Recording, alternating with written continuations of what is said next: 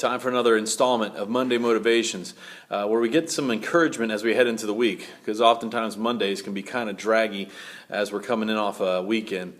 Today, I just want to talk a little bit about distractions. A lot of times there's all sorts of things that come in. I know I've been talking about it quite a bit, but I want to make sure we understand that there's a lot that we should be looking forward to, and oftentimes the distractions that come into life steal away that joy, steal away the knowledge, the understanding that we truly have, and makes us lose focus on the fact that we have a great God that we serve.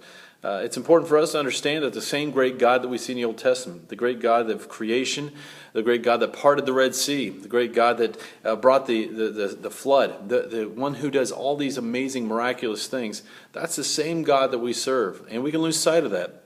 We also can see that the same great God that came here, Christ, God in the flesh, and as he walked amongst us, and as we see the story that he carried out through living in perfection, as we see his story and how he paid the price for our sins, as we see this great God, that's the same God that we serve, that same redeeming God, the reconciling God, the God who paid the price, that's the same great God that we serve.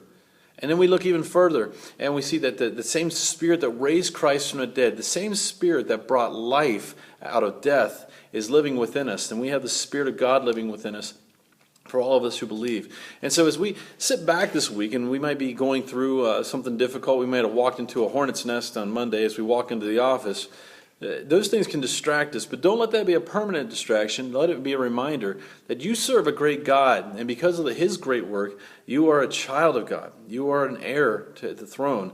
You are brought into his family. You are an ambassador. You are a citizen of heaven. And it's easy for us to lose track of these things. And so today, as we just think of some way we can simply encourage each other, I just want to encourage you to remember that you are precious in God's sight. And you're precious in the sight of the one great God that is all-powerful, all-knowing, and he loves you. And I want you to remember that and not lose sight of that today in the midst of all the distractions that come.